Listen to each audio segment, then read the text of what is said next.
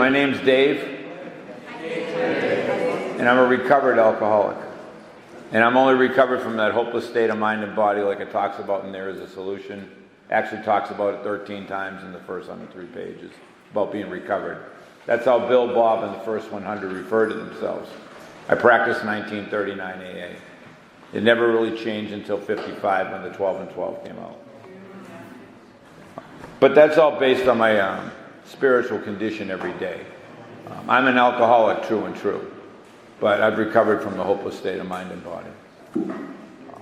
It's great to be here. I'm feeling super today. Got some stuff done. It's Saturday. I'm not drunk. I'm not looking for my next rock. You know, I'm not a rock star anymore. I'm actually here to speak. And you know, today's a step study too. I'm actually going back to school, University of Massachusetts, Amherst, Stockbridge School of Agriculture. I'm going to become a soil scientist. And when we do it, we study our different materials like soil chemistry and other things. We use a textbook. So I'm going to talk out of the textbook today. If you're here for a drunk-a-log, you're at the wrong meeting. You might as well leave.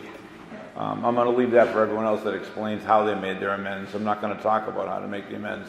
I'm going to talk about what's in these two chapters to benefit the newcomers and the people that are on their way, or the people that are stuck and can't complete their amends. I've been through the process with the Big Book Step Study, probably 2 Big Book Study sponsors. I've completed my formal amends.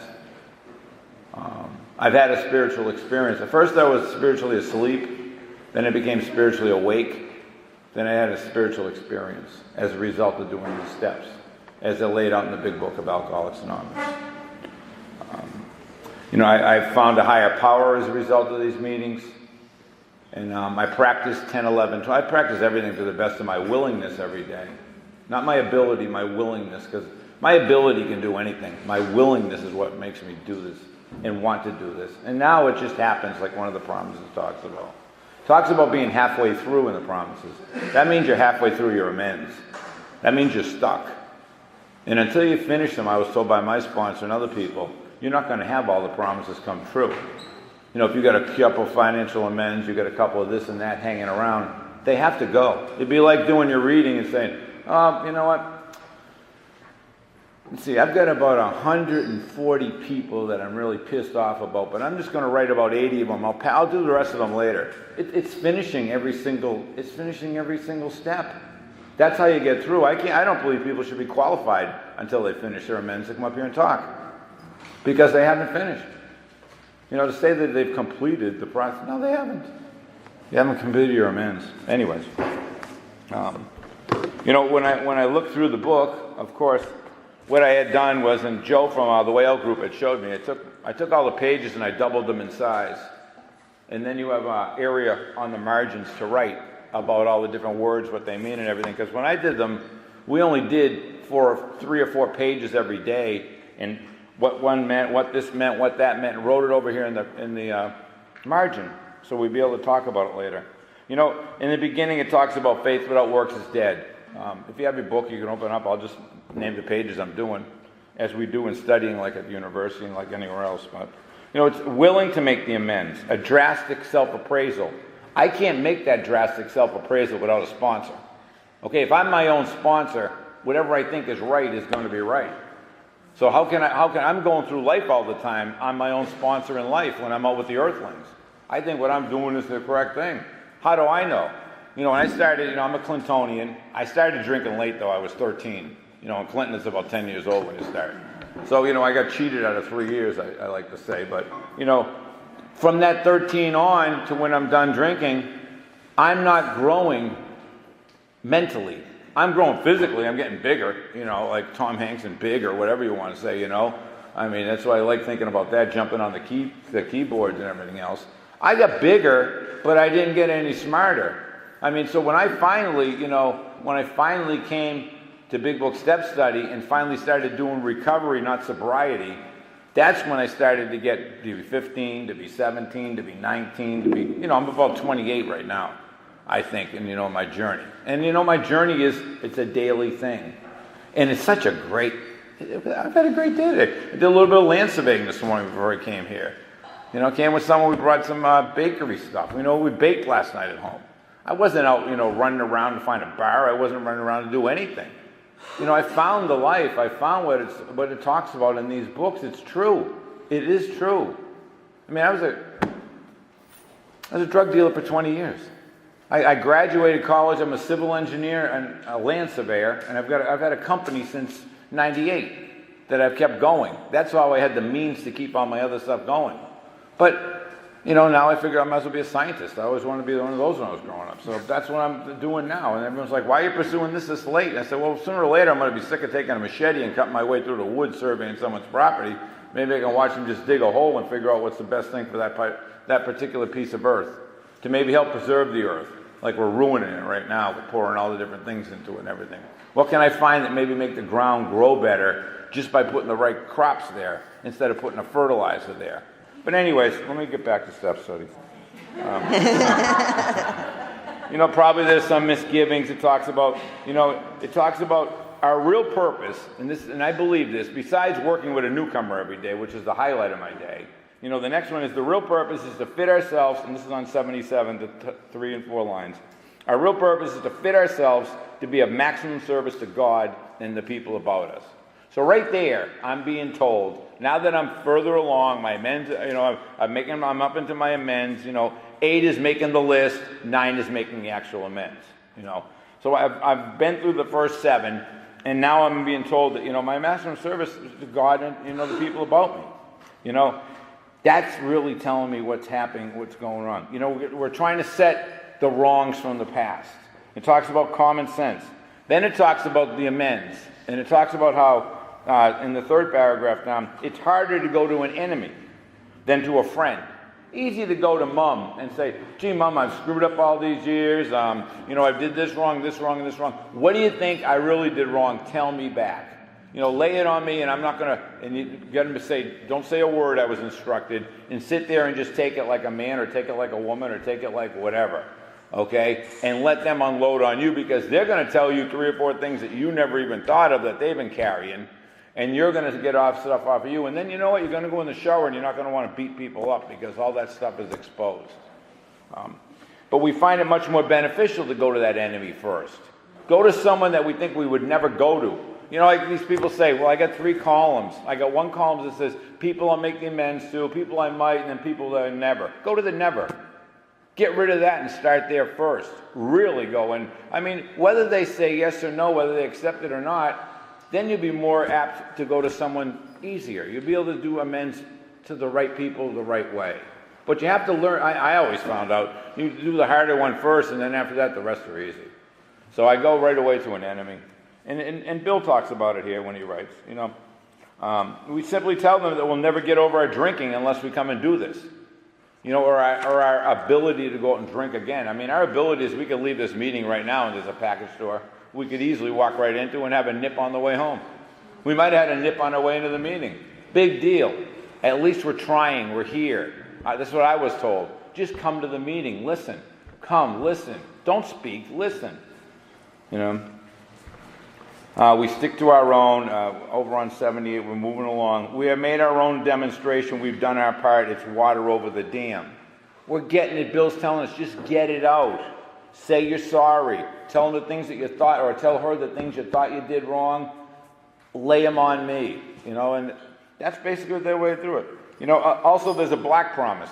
There's promises in every chapter. The 9-step promises are okay, but everyone sees those. The 10-step promises are way better if you can finally make it through 9 and get your amends done. But, the black promise here, we must lose our fear of creditors no matter how far we have to go, for we are liable to drink if we're afraid to face them. There's a black promise right there. We're going to be drinking if we can't face these creditors, because sooner or later in our minds we're going to say, well, financially I've owed this person, even if you send them $15 or $20 or anything, it's a start. It's a chip off the block. That's what I was told. It doesn't have to be mega money right away. It doesn't have to be the whole thing. It's just an effort to do it. They'll probably say, hey, send me another 200 and we'll forget about the other 4. Just send me something. And then that will be gone. Those things work that way. It talks about it later. There are some general principles it talks about, We have to remember, and it talks about this on 79, reminding ourselves that we have decided to go to any lengths to the spiritual experience. And the only way we're going to get the spiritual experience is to complete Not say I got a few left. Complete the steps. Go through the amends and do them. I prod my sponsees like this all the time. I have them read the 10-step promises, actually, to show them how good it will be when they finally get through 9. And I remember in step 3, I said that I would go to any length, and then I also said that I would take somebody else through the steps if I made it through. And that's what I do now. I'm up here doing some service work by speaking. I'm very fortunate to be able to come and speak in front of everyone. I really appreciate being asked. I was supposed to be here last week, but I had class out at UMass, so I couldn't come. So the person who was supposed to be speaking today spoke last week. And it was because I made a phone call. I didn't wait until the last minute and say, oh, I can't be there, find someone from the group and do it. We're responsible now. Our heads are clear. We can think again. Our minds are where they were supposed to be when we were kids. Like when you're a kid and you're 8 years old and said, if I climb that tree, I'll probably be in the cloud. That kind of stuff when you're young and you think you can do anything. Before you get all this pollution from TV and you get all this commercialization and government control and everyone telling your mind you can't do stuff. You can do anything once you go through this process. Anything again. You're young again. You're ready to go. You're vibrant, Like Al. Al's here, he looks like he's about 60. Other people, I'll tell you, once you stop the drinking, once you stop the drugging, you get naturally beautiful or good looking again. All that goes away. The biggest raise, like Henry used to say, the biggest raise you're ever going to get is when you stop drinking or drugging. That's the biggest raise you'll ever get. There's money in your pocket all the time. And then it talks about we can't go to make our amends and point somebody else out that they did worse than us. That's like sacrificing the other person that's not even in the room, saying, well, Mary was, she was great anyways, and she wanted to participate. I can't do that. I have to make the amends to the person and be honest, and I have to be truthful, and I have to be sincere. I have to walk the walk, not talk the talk. More people are going to see me. I'm the walking example of the big book that the earthlings see out there. If I'm dropping F-bombs wherever I walk, and I'm doing this and I'm doing that, I'm in the grocery store, I'm eating, like I did this before, I used to walk around and eat a bag of grapes while I was going through and pay for the second bag. You know how I solved that one? I just don't eat grapes, or I don't get grapes anymore. Whatever the situation is, that's stealing, I think it's just a couple grapes that I say to myself, well, they're just going to go rotten. There's so many of them here. I justify in my mind because I'm not talking to my sponsor. If I call my sponsor up and said, hey, think I can get down to the grocery store, grab a bag of grapes, walk around and eat them while I'm shopping and doing everything else? You think he's going to say, oh, yeah, go for it. We all do that. No, he's going to say you're an idiot. He goes, you could get arrested doing that, too. He goes, there's cameras everywhere, nitwit. Oh, no, I'll get around the corner. I'll get to the end. I'll make any excuse possible until I talk to my sponsor who helped me through this process. And I actually have 2 sponsors. One, the Big Book Step Study sponsor, and one just a regular sponsor, but just kicking back and talking to.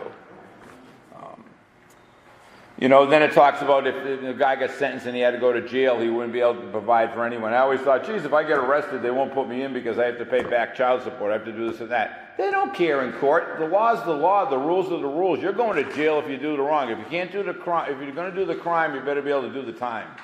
And that will happen. Then it talks about on 80, before taking drastic action, which might implicate other people, we secure their consent, meaning that I call them up and I ask them, can I come over and make an amends? We set an appointment.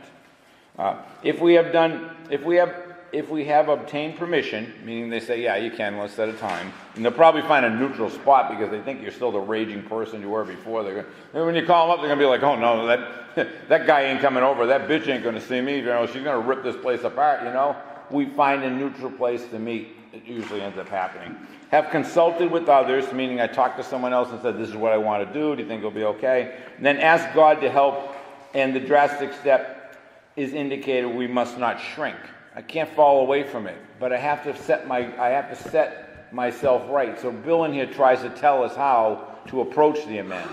And if your sponsor's been through, he'll understand this. He'll have been to meetings like this. I don't want to stand guilty before my Creator. That's further down on 80. Of such ruinous slander, we saw that he had to place the outcome in God's hands. I had to put the outcome in God's hands no matter what I do. Not just doing amends, just during the general day. There are times during the day where I say, oh, this will never happen, that will never happen. I got to just say that God's got this one. If I'm supposed to screw this thing up, it won't happen. If I'm going to make it there on time, it's all been planned. The whole day's planned. We're just going down the stream, and which rock we hit, which way the pebble goes down the brook. I believe that that's the truth. And one of my favorite parts down here, the chances are that we have domestic troubles. Of course, all these years of drinking, of course I'm going to have domestic problems. It's like an understatement. This is, perhaps we're mixed up with women in a fashion we wouldn't care to have advertised. No kidding. I can definitely identify with that one, and then we in doubt, we respect alcoholics are fundamentally much worse than other people, but drinking, then the husband begins to feel lonely, sorry for himself. He commences to look for the girl who understands. I can read this stuff and I can see myself in this stuff, of course. And it doesn't have to be a girl, it could be a guy. We can substitute guy for girl in this whole thing. And it's the same stuff. But it happened. I have to talk about it. If I did it, I have to get rid of it. It's got to be off of here. I remember one time I called my boss up.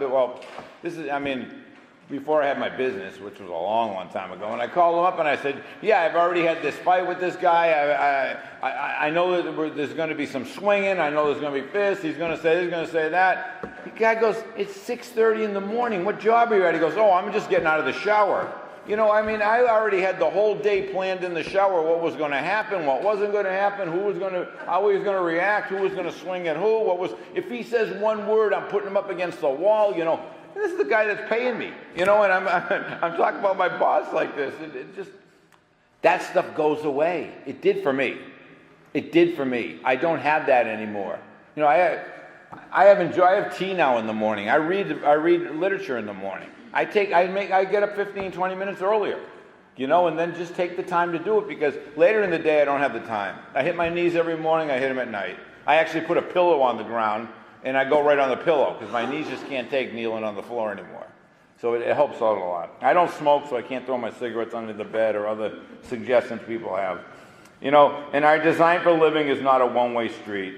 It is good for the wife and the husband. There's a lot of things that, you want to... I know that when I first got into doing AA, I wanted everybody else around me to be aware of the program. I wanted to shout from the rooftop. I wanted to do everything else. That ain't the case. These people have been living normal lives, or whatever they want to call them.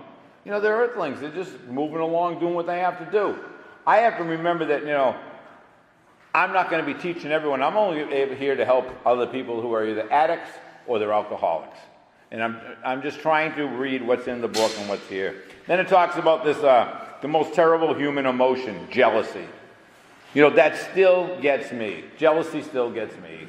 And I just have to stay away from it. I have to talk about it right away. If it comes up, I either have to write about it, or I have to confer with somebody else, or I got to say, this has been happening. I'm afraid that it's going to maybe lead to me going out. It's going to, like if I'm around a group, and this is why I got to get new friends, and they're passing a joint around, and I'm like, well, I can't have one. Well, everything's fine the first time. Then the second time, maybe it's not. Maybe it's the third time. It's like, oh yeah, I'll show them how to smoke pot. I'll show them what I can do. Right?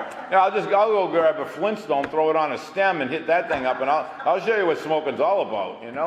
I can't do this stuff. I can't hang with these people. I have to let them know about my condition, how far it's come. I'm at 7.5 years now. I had 5 before I threw that away. Now I'm at 7.5. I have to tell them. This is the way that I live now.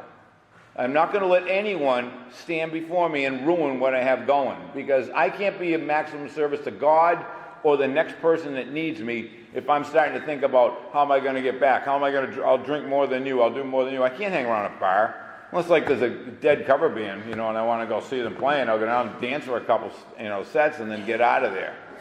But I have to make sure that I have a way out. I have a car of my own. I have an escape route. I'm able to get out of there. All the things that we're supposed to have in our toolbox that we learn in general AA. At least now we're in step study, we're moving towards recovery, not to sobriety. We should be sober by now. Sometimes we hear an alcoholic say the only thing you need to do is keep sober. That's what I was just leading into. That's not true. You need to do a lot more than that. When I had my first 5 years, all I heard was meetings, meeting makers, meeting. I was two-stepping. I did step 1, I admitted I was powerless over alcohol, and number 12, I did commitments, and I took people to meetings, and I thought that was enough. The rest of the steps were hooey, whatever you want to call them. Shortcomings, I didn't know what the word meant, so I knew I didn't have them. You know, that's the kind of thing. You know what I did in my steps? I had off the wall sobriety because I read my steps off the wall. That was about all I did with them. It's different now. I mean, I went to the World Convention in 2010. It was at the Alamo. It was Recreation Week. They lost every day, the Americans. They always got overrun. But anyways, I'm there. I'm at a Chinese meeting. There's 1,200 Chinese in there. I can't understand a word they're saying. You know what's in my mind? I wonder if I could become a social crack smoker, just not drink and still stay in AA. Okay? That's where I'm at after 5 years of doing general AA and not coming to step study. Can I be a social crack smoker? That balloon, that was like the Led Zeppelin. It went right down. You know, the Hindenburg as it hit. You know, I mean, I hit the elevator, I got a trap door, and I dug some more, and I kept going down. I had a cognitive brain decline. I could only say cat, dog. I would read a sentence, and it said, like, the fox jumped over the log. I would say the log jumped over the fox, and my mind thought the words came out correctly. That's how far down I went. God has me back right now, my higher power, who's God, so that maybe today I can say something to somebody out here that they'll hear, and maybe it'll encourage them to move forward a little more. Oh, let me keep going. The alcoholics like the roaring tornado. I'll let someone else talk about that. In Bolton, we have a guy, Farmer Joe, so we always say Joe's the guy that puts his head out of the cellar and looks around. And there's a long period of reconstruction. Then the spiritual life is not a theory. We have to live it. Again, walk the walk, not talk the talk. Show that you can make it. Show that you can do it. Complete. Start something, finish it. I was a great starter. I'd have 8 or 9 projects, 90% done, then move on to the next one. I never finished anything. I finished step study.